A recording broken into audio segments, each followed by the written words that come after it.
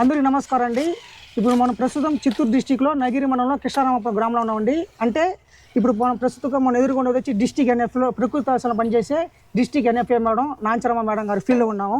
నమస్కారం మేడం. నమస్తే sir. Madam, ఈ ఫీల్డ్ వచ్చి మీది సొంత భూమి కౌలు భూమి అంటే మీ గ్రామం ఏది అట్లా చెప్పండి మేడం. నమస్కారం అందరికీ. నా పేరు నాంచరమ్మ. నేను ప్రకృతి వ్యవసాయ విభాగంలో చిత్తూరు డిపిఎం ఆఫీసులో ట్రైనింగ్ ఎన్ఎఫ్ఏగా పనిచేస్తున్నాను. కానీ మా జిల్లా అయితే తిరుపతి జిల్లా, మా మండలం పాకాల మండలము. నాది సొంత భూమి నా గ్రామంలో ఉంది. ఇది ప్రస్తుతానికి నేను ఒక రైతు దగ్గర ఇక్కడ కౌలుకు తీసుకోవడం జరిగింది. ఇక్కడ నేను కౌలు భూమిగా తీసుకొని ప్రకృతి వ్యవసాయం చేస్తున్నాను. మీ సొంత భూమి ఏది మేడం? పాకాల మండలం శ్రీరామ్. అంటే మీరు ఇక్కడ కౌలు చేయడానికి గల కారణం ఏంటి మేడం? ప్రకృతి వ్యవసాయం ఇక్కడ నేను గత 2018 నుంచి ప్రకృతి వ్యవసాయం చేస్తున్నాను. కానీ నేను ఇక్కడ 3 సంవత్సరాలు అయింది ఈ జిల్లాకు వచ్చి. ఈ డివిజన్కి వచ్చి నేను 3 సంవత్సరాలు అయింది. కానీ నేను ప్రకృతి వ్యవసాయం చేసేది నా పొలంలో చేసేదాని వల్ల నా డివిజన్లో ఉన్న రైతులకి నేను చెప్పేది వాళ్ళకు అర్థమవుతుందే కానీ దాన్ని నిర్ధారించుకోవడానికి నా చేతుల్లో కూడా ఏ ఆధారం ఉండదు. కాబట్టి నేనేం చేశానంటే ఇక్కడ మాకు మాస్టర్ ట్రైనర్ చంద్రశేఖర్ అన్న ఈ డివిజన్కి ఆయన సలహా మేరకు నేనేం చేశానంటే ఇక్కడ ఒక రైతుని టైఅప్ చేసుకొని ఆ రైతు పొలం తీసుకొని ప్రకృతి వ్యవసాయం అనేది ఇక్కడ స్టార్ట్ చేశాను. దీనికి ముఖ్యమైన కారణము మనం ఏదైతే చెప్తున్నామో దాన్ని ఇక్కడ రైతులు కంటికి కట్టినట్లుగా చూపించినట్లయితే, పొలంలో క్షేత్రస్థాయిలో వచ్చి చూపించినట్లయితే రైతులను కూడా అవలేలంగా ప్రకృతి వ్యవసాయంలోకి మార్చొచ్చు అనే ఉద్దేశంతో ఇక్కడ నేను కౌలుకు తీసుకొని చేయడం జరుగుతుంది. మేడం, ఇప్పుడు ఈ రైతు ఆల్రెడీ కెమికల్ ఫార్మరా లేకపోతే మనం ప్రకృతి వ్యవసాయం చేసిన ఫార్మరా మేడం? ఈ నేల మీరు చూసుకున్న ఈ యొక్క నేల ఈ రైతు ఈయన వచ్చి గత 3 సంవత్సరాల నుంచి అంటే ఆయన ప్రకృతి వ్యవసాయం చేస్తున్నారు. ఈయన ఏ విధంగా చేస్తుంటారంటే పిఎండిఎస్ వేస్తున్నారు, తర్వాత ఖరీఫ్ పంట పెట్టుకుంటారు, తర్వాత ఆర్డిఎస్ వేయడము, తర్వాత రబీ పంట. అంటే ఈయన దగ్గర కూడా మనం 365 రోజులు పంట పెట్టే విధానం అనేది చేపిస్తున్నాం. పిఎండిఎస్ అనేది బాగా అలవాటు అయిన రైతు అన్నమాట. ఈయన రైతు పొలం అంతా కూడా మనకు 3 ఎకరాల పైన ఉంది. దీంట్లో ఆయన పూర్తి స్థాయిలో పంటలు పెట్టుకోవడం, పిఎండిఎస్ వేయడము అలాంటిది చేసుకుంటూ సి రైతుగా ఉన్నాడు అనమాట. మేడం, ఇప్పుడు ఇది మీరు బిల్డప్ జీవామృత ఫిట్ అనేది చేస్తున్నారు. ఇది దీని గురించి ఒకసారి చెప్పండి మేడం. అంటే ముందైతే వాళ్ళు ప్లాస్టిక్ డ్రమ్ములు చేస్తున్నారు మేడం 200 లీటర్స్ తో. ఇప్పుడు ఈ పద్ధతికి మీరు మారడానికి గల కారణం చెప్పండి మేడం. ఇది ముఖ్యంగా ఏమంటే మన శ్రీనివాసుల రైతు అనమాట, నాకు భూమి ఇచ్చిన ఆయన. ఈయన పొలంలో మేము గత 3 సంవత్సరాలుగా ప్రకృతి వ్యవసాయం చేపించినప్పుడు జీవామృతం షెడ్యూల్ అనేది కూడా తన దగ్గర మేము పాటించేలాగా చేశాము. ఆయన ప్లాస్టిక్ డ్రమ్ అనేది పెట్టుకొని చేసుకుంటా ఉన్నారు. ఈ ప్లాస్టిక్ డ్రమ్ లో ప్లాస్టిక్ మైక్రోస్ అనేటివి భూమిలో కలిసే దాని వల్ల భూమిలో సూక్ష్మజీవులకి హాని కలుగుతుంది అనేది ఒక శాస్త్రీయంగా ఈ మధ్య కాలంలో మేము మా గౌరవ ఈవీసీ సార్ గారి వీడియోస్ అన్ని వింటూ ఉంటాం. కాబట్టి తెలుసుకోవడం వల్ల మా నగిరి, నిండ్ర, విజయపురము నా పరిధిలో 6 మండలాలు. ఈ డివిజన్ లో ఈ 3 మండలాలకు కలిపి నేనేం చేశామంటే మా ఎఫ్ఎంటీలు, ఐసీఆర్పీలు అందరి ఆధ్వర్యంలో వాళ్ళ కన్వీనియంట్ గా సి రైతులందరికీ కూడా పర్మనెంట్ జీవామృతం తొట్టి అనేది కట్టించాం. అంటే ఎంత మోతాదులో ఎన్ని తొట్లు మేడం కట్టించారు? ఒక్కొక్క తొట్టి 500 లీటర్ల నుంచి ఒక్కొక్క రైతు 1000 లీటర్లది కూడా కట్టుకున్నారు, ఎక్కువ పొలం ఉండేవాళ్ళు. కానీ ఇది మనం ఎందుకు కట్టించామంటే ఇప్పుడు వరకు కట్టించింది 293 పర్మనెంట్ తొట్లు క్యాడర్లకు, తర్వాత సి రైతులకు కట్టించాము. ఈ రైతుకు కానీ డ్రమ్ములో చేసేవాడు, కానీ ఈ డ్రమ్ము చేసేదాని వల్ల ఈ రైతు కొంచెం నిరుత్సాహం కొంతమంది రైతులు పడ్డారు. ఎట్లా అంటే జీవామృతం కలిపి పెట్టిన తర్వాత అనుకోకుండా ఇప్పుడంతా కూడా చోరీ అంటే దొంగలు ఎక్కువైనారు. కాబట్టి ఆ జీవామృతం డ్రమ్ముని అంతా కూడా కింద పోసేసి రాత్రికి రాత్రే తీసుకొని వెళ్ళిపోతున్నారని, దానివల్ల ఎవరు కానీ దీన్ని కదిలిచ్చే అవకాశం లేకుండా అసలు పర్మనెంట్ గా ప్రకృతి వ్యవసాయం పిఎండిఎస్ వేసి సూక్ష్మజీవుల్ని ఏ విధంగా అయితే భూమిలో డెవలప్ చేసి ఎటువంటి వానలు వచ్చినా వరదలు వచ్చినా వాటిని ఎట్లా చలనం లేకుండా మనం పదిలిపరుస్తాము, అట్లా పర్మనెంట్ గా తొట్లు అనేటివి. ప్లాస్టిక్ వాడడం వల్ల మైక్రో ప్లాస్టిక్ అనేది మన భూమిలో కలిసిపోవడం వల్ల మట్టి కాలుష్యం అవుతా ఉంది. దీని వల్ల మీరు ప్లాస్టిక్ నుంచి ఇది పర్మనెంట్ ఫిట్ గా మార్చడానికి గల కారణం అంటారు మెయిన్. అవును మేడం. పర్మనెంట్ తొట్టి కారణము రైతులకు కూడా మేము ఒక సలహా, ఇప్పుడు మనము ప్లాస్టిక్ డ్రమ్ములు మినరల్ వాటర్లు తాగే వాళ్ళకు చాలా రకాలైన అనారోగ్యాలు వస్తున్నాయి. అవును అవును మేడం. కానీ మట్టి కడవలో నీళ్లు పెట్టుకొని కంచు బిందులో నీళ్లు పెట్టుకొని తాగే వాళ్ళు చాలా ఆరోగ్యంగా ఉన్నారు. అవును అవును మేడం. మన మనుషులకే ఇంత ఆలోచన ఉండి చేసుకునేటప్పుడు భూమిలో ఉన్న మన అందరినీ కాపాడుతున్న సూక్ష్మజీవులు కూడా క్షీణించిపోకుండా ప్లాస్టిక్ డ్రమ్ములు అనేటివిని అవాయిడ్ చేస్తూ పర్మనెంట్ గా ఈ సిమెంట్ వరలు అనేటివి మనకు ప్లాస్టిక్ కాదు, ఎటువంటి కలుషితం లేదు కాబట్టి దీంట్లో చేసే దాని వల్ల మనం ఎంత ఆరోగ్యం కోరుకుంటున్నామో అలాంటి ఆరోగ్యాన్ని సూక్ష్మజీవులకు అందించగలుగుతున్నామని మేము చాలా వరకు నమ్ముతున్నాం. Okay madam. ఇప్పుడు ప్రజెంట్ ఏ క్రాప్ మేడం మీ యొక్క ఈ కౌలు భూమిలో? ఇక్కడ వచ్చి నాకు 1 ఎకరా అనేది శ్రీనివాసులు గారు మాకు కౌలుకి ఇచ్చారు. తనకు కూడా 2 ఎకరాల వరకు ఉంది. ప్రస్తుతానికి నాకు ఏ గ్రేడ్ ఏటీఎం మోడల్ అనేటివి 2 ఉన్నాయి. ఏటీఎం మోడల్ ఇది మనము 4 అడుగుల బెడ్ 1 అడుగు కాలువ లెక్కన ఒక మెజర్మెంట్ అనేది అనంతపురము లక్ష్మణ్ నాయక్ సార్ గారి ఆధ్వర్యంలో దీనిపైన ట్రైనింగ్లు అనేటివి తీసుకున్నాం. మేము మా కేడర్లకు రైతులకు చెప్తున్నాం. ఈ విధానంగా నేను ఏటీఎం మోడల్ అనేది కూడా వేసుకోవడం జరిగింది. అదే విధంగా ఏ గ్రేడ్, గతంలో ఏ గ్రేడ్ మాకు ఎట్లా ఉండిందంటే పిఎండిఎస్ తర్వాత సజ్జలు వేసుకోవడము, ఆర్డిఎస్ వేయడము, నువ్వులు వేసుకోవడం, ఈ విధంగా మేము 365 రోజులు చేసాము. కానీ ప్రత్యేకంగా రైతును ఒప్పించి ఇప్పుడు గ్రౌండ్ నెట్ యూనివర్సల్ మోడల్ వేసిండాను. దాంట్లో పామాయిల్ అనేటివి చెట్లు పెట్టుకోవడము. దీంట్లో యూనివర్సల్ మోడల్ అంటే ఏంది మేడం? యూనివర్సల్ మోడల్ అంటే మా చిత్తూరు జిల్లాకి ఇది ప్రత్యేకమైన మోడల్.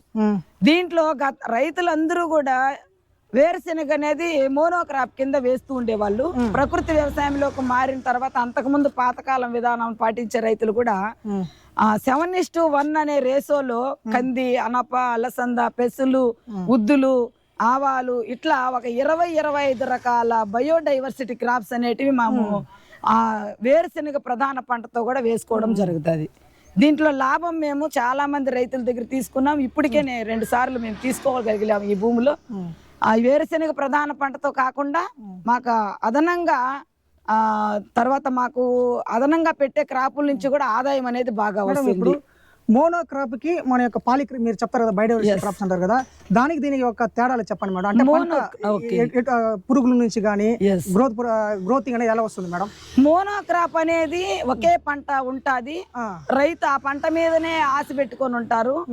అది వస్తే ఆదాయం రావచ్చు, లేకపోతే నష్టం అయిపోవచ్చు. అవును అవును మేడం. దాంట్లో కూడా ఎందుకంటే ఆదాయం వస్తుంది అంటే కెమికల్ రైతు అయితే అధిక మించిన రసాయనాలు వాడతాడు కాబట్టి ఆదాయం రావచ్చు అని నమ్ముతాడు.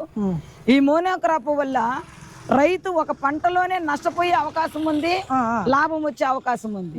కాబట్టి మోనోక్రాప్ ఒకే ఒక బిడ్డ పుడితే ఆ కుటుంబంలో ఆ బిడ్డ ఏదన్నా ప్రమాదానికి గురైనప్పుడు తల్లిదండ్రులు ఏ విధంగా అయితే బాధపడతారో రైతు కూడా మోనోక్రాప్ పెట్టేదాని వల్ల పంట నష్టమైనప్పుడు తన ఆత్మహత్య చేసుకుంటే వలసలు వెళ్ళిపోయే సందర్భాలు కూడా ఉన్నాయి. కాబట్టి ప్రకృతి వ్యవసాయంలో ప్రధాన పంటను ఒకటి పెట్టి దాని జతకు మనం అసోసియేట్ క్రాప్స్, బయోడైవర్సిటీ క్రాప్స్, జీవ వైవిధ్యం పంటలు, సరిహద్దు పంటలు అని మనము అన్ని రకాల పంటలు పెట్టేదాని వల్ల ప్రధాన పంటలో నష్టమైనా కానీ ఇతర పంటల్లో ఆదాయం వస్తుంది. కాబట్టి రైతు నాకు ఏదో ఒక పంటలో ఆదాయం వచ్చిందని ఒక హ్యాపీనెస్ తో వ్యవసాయం కొనసాగించడానికి ముందుకు వస్తాడు. కాబట్టి మనం ఈ పంటలు అనేటివి పెట్టిస్తున్నాం. మోనోక్రాప్ ఉంటే రైతుకు మనం భరోసా ఇయ్యలేము, రైతుకు బలం ఉండదు, రైతుకు సంతోషం ఉండదు. ఒక్కొక్కసారి ఇల్లు వదిలిపోయి ఊరు వదిలిపోయే అవకాశం ఉంటది, ఎందుకంటే నష్టం వచ్చే అవకాశం. ఈ బయోడైవర్సిటీ పెట్టించే దాని వల్ల 10 విధాలుగా ఆదాయం ఉందని నేను నమ్ముకుంటాను, నేను నమ్ముతాను, నేను చెప్తాను. ఎట్లా అంటే ఆదాయమే కాదు, దీంట్లో వచ్చే తెగులు గాని చీడపీడలు గాని రావు. ఎందుకంటే అంటే బయోడైవర్సిటీలో రచ్చక పంటలు వేస్తాం. ఇప్పుడు సపోజ్ బంతి పంట వేస్తాం, పురుగు ఆశించేది ప్రధాన పంట ఆశించినప్పుడు ఆ బంతి ఆకర్షించుకుంటుంది, బంతి మాత్రమే నష్టమవుతుంది. ఆముదులు బంతి మీద ఎక్కువ ఆకర్షి చూపిస్తుంది మేడం ప్రధాన పంట కన్నా. ప్రధాన పంట కంటే ఆకర్షిత పంటలు ఆముదము, బంతి, ఆవాలు వీటి మీద ఎక్కువగా వాళ్తాయి. ఎందుకంటే వాటిని ఆకర్షించే గుణం అనేది మనమే చెప్తాం, కంటికి కనిపించినట్లు మనకు కనిపిస్తుంది. ఈ ఆముదం అనేది మందంగా ఉంటుంది, తర్వాత కింద వాటికి గుడ్లు పెట్టుకోవడానికి కానీ సౌకర్యం కలిగి ఉంటుంది. తినడానికి కూడా దానికి ఆహారాన్ని అక్కడ తినుకుంటూ వచ్చేదానికి కూడా ఉంటుంది, దాని జీవన క్రియ అనేది అక్కడ జరుగుతుంది. బంతి అనుకోండి అది ఆకర్షితంగా ఉంటుంది, బంతి మధ్యలో వచ్చి పురుగు దానిలో దానికి సంబంధించిన స్థావరం ఏర్పించుకొని దానికి కావలసిన రసాన్ని పీల్చుకుంటూ జీవిస్తుంది. అప్పుడు ఇతర ప్రధాన పంట మీద వచ్చి వాలే పడే అవసరం ఉండదు. కాబట్టి మనము రక్షక పంటలు ఇవి.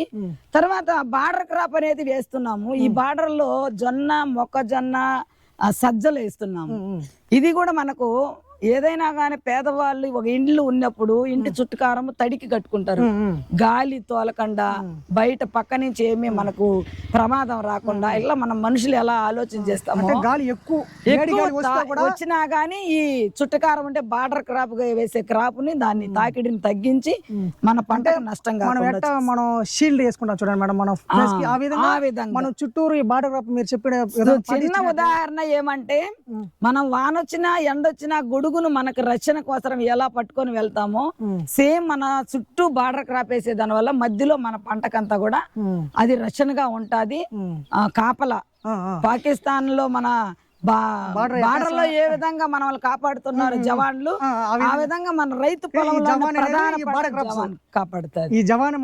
అందుకని మేము మోనోక్రాప్ నుంచి అన్ని పంటలకు అలవాటు చేసే దానికి యూనివర్సల్ మోడల్ వేసాము.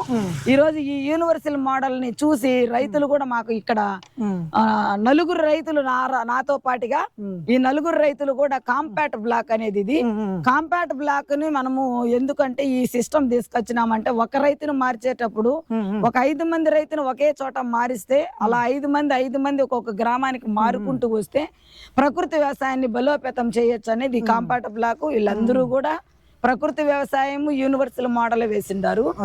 తర్వాత దీన్ని పిహెచ్డి మోడల్ చేయాలనుకుంటున్నాము. అది పిహెచ్డి మోడల్ అంటే దాని గురించి చెప్పండి మేడం. పిహెచ్డి మోడల్ అంటే ప్రధాన పంట, బయోడైవర్సిటీ పంటలు, తర్వాత భూమిని కప్పి ఉంచే పంటలు, ఈ విధంగా కాకుండా పళ్ళ మొక్కలను యాడ్ చేసుకోండి, ఫ్రూట్స్ అనేటివి యాడ్ చేసుకోండి. ఇది ఎందుకు అంటే భవిష్యత్తు భావితరాల బిడ్డల కోసము కింద వేసే పంటలన్నీ ఇప్పటికిప్పుడే తీసేసుకుంటాం 3 నెలలు 6 నెలలు సంవత్సరంలో.